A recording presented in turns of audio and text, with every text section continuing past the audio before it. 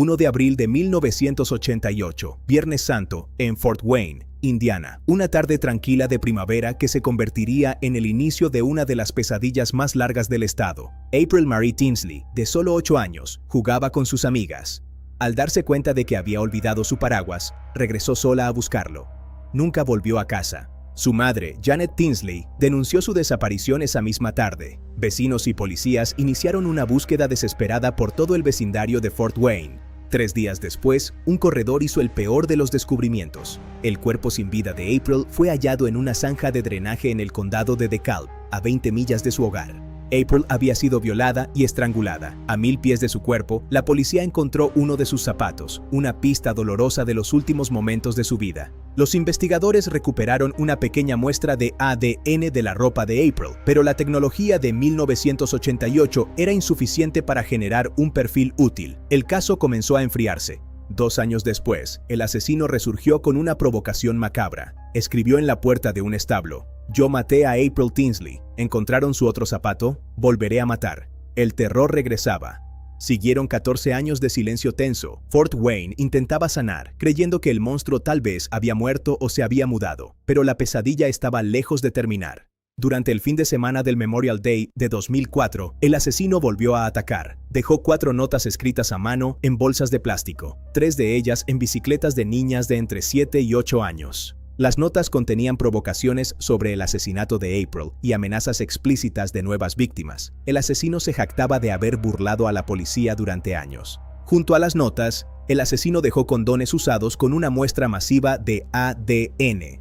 El laboratorio forense confirmó que coincidía al 100% con el ADN recuperado de April en 1988. Era el mismo hombre. El pánico se apoderó de Fort Wayne. Los padres no dejaban salir a sus hijos y la policía se vio desbordada por miles de llamadas y sospechosos falsos que no llevaban a ningún lado. A pesar de tener el ADN completo del asesino, el caso volvió a los archivos de casos fríos. Sin coincidencias en CODIS, el asesino seguía ocultándose bajo una fachada de normalidad. En 2015, Parabon Nanolabs utilizó fenotipado de ADN para crear un retrato compuesto de la apariencia del asesino a diferentes edades, pero las pistas seguían sin concretarse.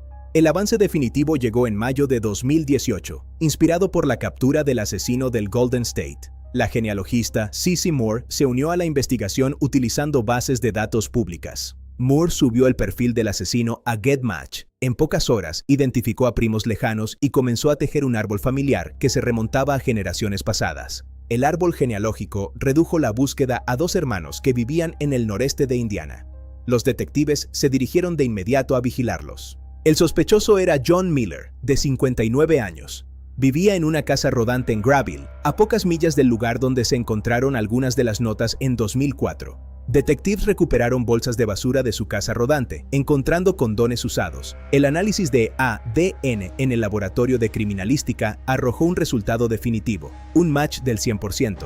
El 15 de julio de 2018, la policía abordó a John Miller fuera de su hogar. Cuando le preguntaron si sabía por qué estaban allí, su única respuesta fue April Tinsley. Miller confesó todo.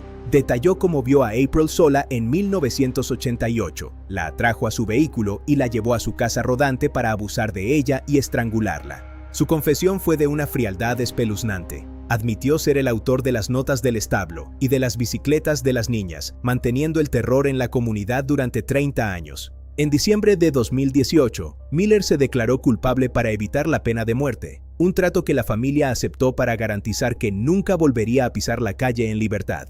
El juez lo sentenció a 80 años de prisión consecutivos. Dada su edad de 59 años, la sentencia significaba que John Miller pasaría el resto de sus días tras las rejas. Para la madre de April, Janet Tinsley, la sentencia trajo un alivio esperado durante 30 años. Su pequeña finalmente tenía justicia y el monstruo ya no era una amenaza. El caso de April Tinsley se convirtió en otro hito para la genealogía genética investigativa, demostrando que ningún asesino está a salvo de su propio árbol familiar, sin importar el tiempo transcurrido. April Marie Tinsley finalmente descansa en paz. Su nombre ya no evoca solo el horror de una desaparición, sino la resiliencia de una familia y el poder implacable de la verdad. La justicia tardó 30 años en llegar, pero demostró que la luz de la verdad siempre encuentra una rendija para disipar la oscuridad más profunda del pasado. Finalizamos este recorrido por uno de los casos más conmovedores de la historia forense estadounidense. Que la memoria de April permanezca como un recordatorio del valor de la justicia. Hasta la próxima.